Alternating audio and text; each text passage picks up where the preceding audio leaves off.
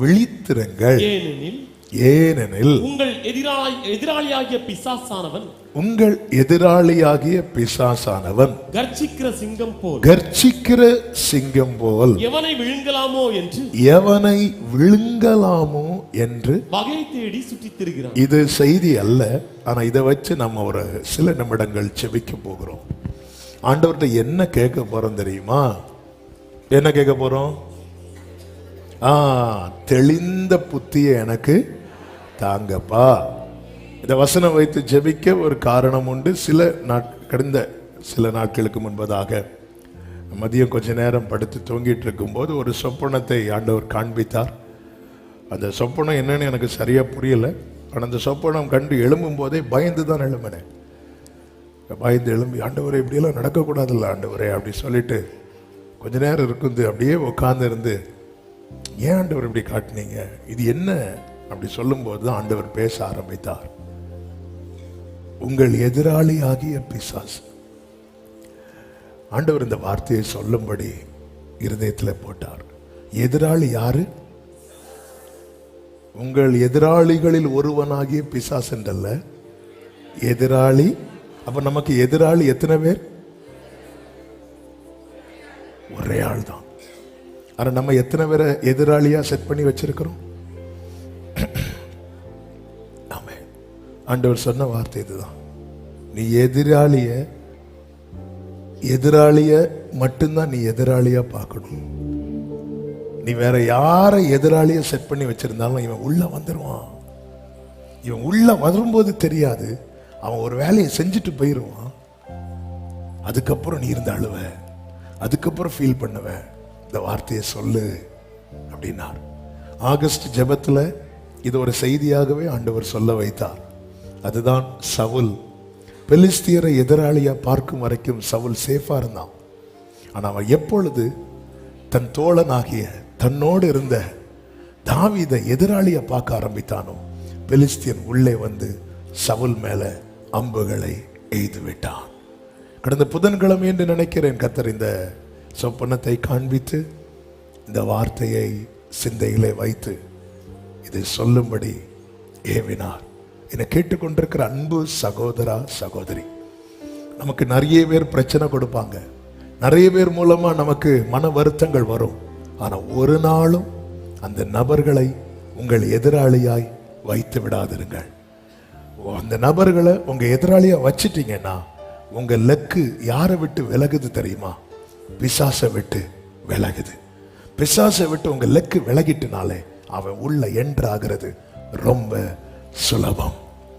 இயேசு வாழ்க்கையில பிதாவின் சித்தம் நடக்க கூடாது என பேதுரு அவரை கடிந்து கொண்ட போது இயேசு பேதுருவினிடத்தில் திரும்பி பார்த்து சாத்தானை கடிந்து கொண்டார்.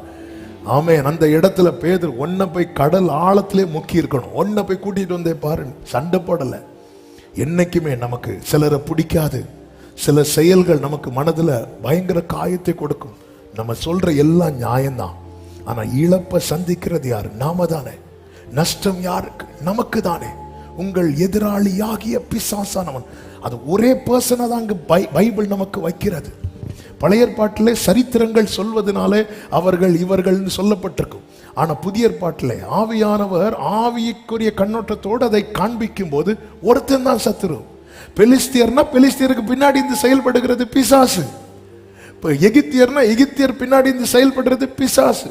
சவுல்னா சவுலுக்கு பின்னாடி இருந்து செயல்படுறது பிசாசு. சோ உங்க எதிராளியா நீங்க யாரை செட் பண்ணி வச்சிருக்கிறீங்க? வேற யாரை வச்சிருந்தாலும் இன்னைக்கு அதிலிருந்து நீங்க மாத்திருங்க. இல்லைன்னா நஷ்டம் அவர்களுக்கு அல்ல, நஷ்டம் நமக்கு. உங்களை சிநேகிக்கிறவர்களே நீங்கள் சிநேகிப்பீர்களே, ஆனால் உங்களுக்கும் மாயக்காரருக்கும் என்ன வித்தியாசம் என்று கர்த்தர் கேட்டார்.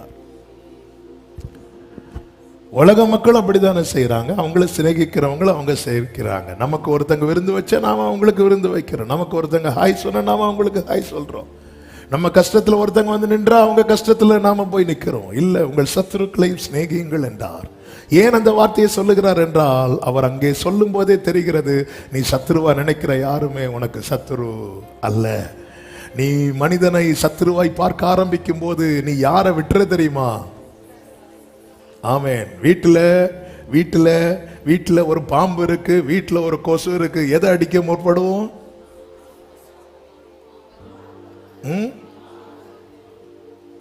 இல்ல கொசு கடிச்சா மலேரியா வரும் அப்படி சொல்லிட்டு கொசுவை தேடிட்டு இருந்தா பாம்பு ஜாலியா குட்டி போட்டுட்டே இருக்கும்.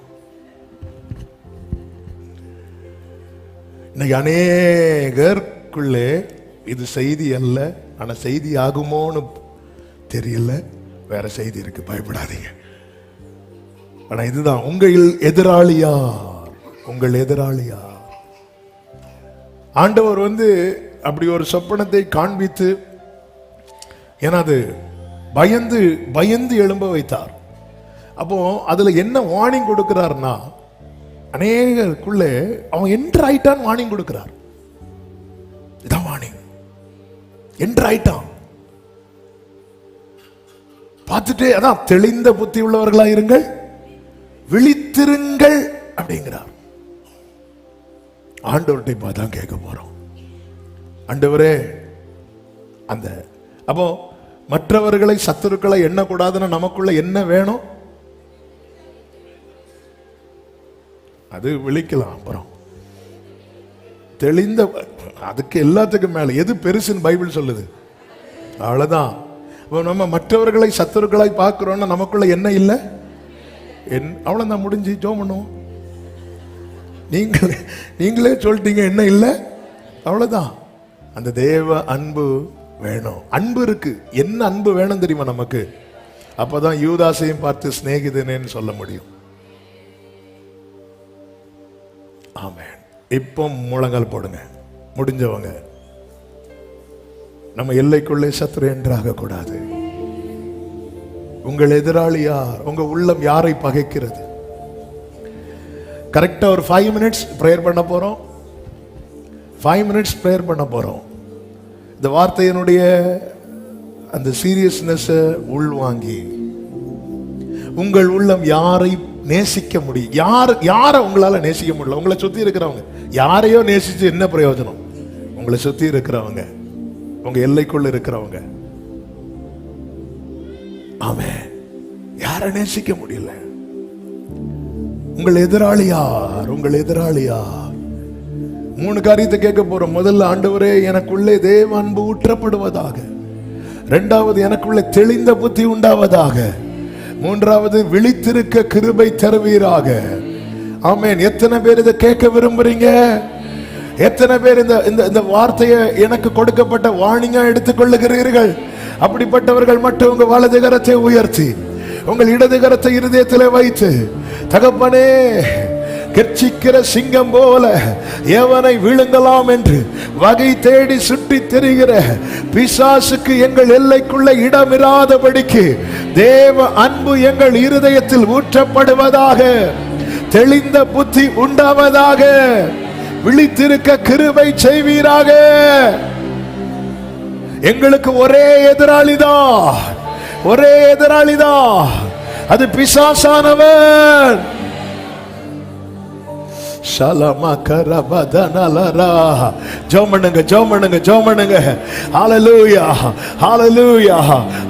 எவனை விழுங்கலாம் என்று வகை தேடி சுற்றி திரிகிற பிசாசு வகை காணாமல் வெட்கப்பட்டு போவானாக.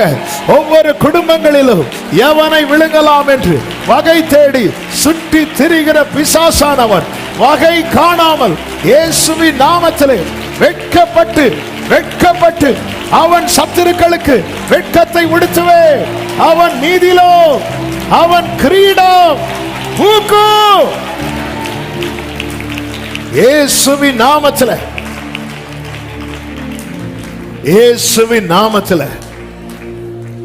2 கைகளை உயர்த்தி, ஆமென், அந்த தேவ அன்பு எனக்குள்ளே ஊற்றப்படுவதாக. உண்மையா கேட்கணும்.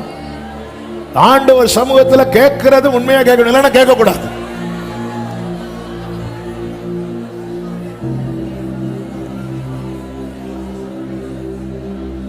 தேவ அன்பு ஆண்டவரே, இவங்க செஞ்சதெல்லாம் எனக்கு ஞாபகம் வந்துட்டே இருக்குப்பா, இவங்க பண்ணதெல்லாம் என் கண்ணு முன்னாடியே வருது.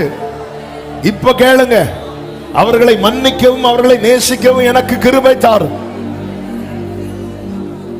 என் எதிராளியாய் பிசாசுதான் இருக்கணும், பிசாசுதான் இருக்கணும். வேற யார வச்சாலுமே சாத்திர உள்ள வந்துருவான். உனக்கு தெரியாது எத்தனை காரியங்களை அவன் நஷ்டப்படுத்தி விட்டான் என்று உனக்கு தெரியாது. எத்தனை காரியங்களை நீ இழந்து நிற்கிற.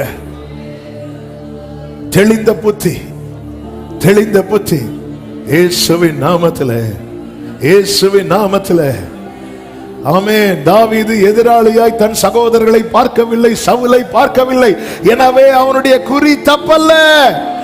ஒரே கல்லில் சத்துருவை வீழ்த்தி விட்டான்.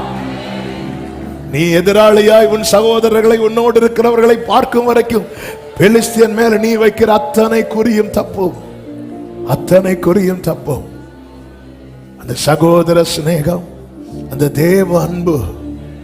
ஆமென். இந்த நேரத்தில் அப்படி எல்லாரும் கண்களை மூடி இருக்கிற வேளையில உங்களால யாரை நேசிக்க முடியல, உங்க உள்ள யார ரொம்ப வெறுக்குது, யார ரொம்ப பகைக்குது, அந்த நபருக்காக இப்போ நீங்க 2 நிமிஷம் ஜெபம் பண்ண போறீங்க. இந்த ஜெபத்தை கர்த்தர் கேட்டு உங்களை குணமாக்க போகிறார், உங்களை குணமாக்க போகிறார், உங்களை குணமாக்க போகிறார். இது ரொம்ப கடினமான பிரேரணை தெரியும், உதட்டளவுல நம்ம பண்ணிருவோம்.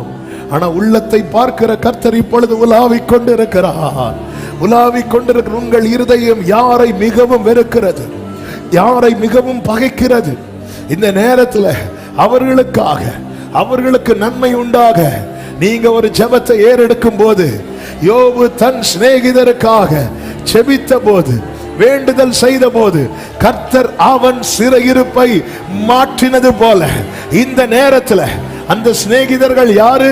யோபுவை காயப்படுத்தினவங்க, யோபுவுக்கு உதவி செய்யாதவங்க, யோபுவை குற்றப்படுத்தினவங்க, யோபுவை கண்ணீர் விட வைத்தவங்க, யோபுவை புலம்ப வைத்தவங்க. ஆனா அவர்களுக்காக யோபு வேண்டுதல் செய்த போது கர்த்தர் அவனுடைய சிறை இருப்பை மாற்றினாரா? இந்த நேரத்தில் உங்களை காயப்படுத்துறவங்க,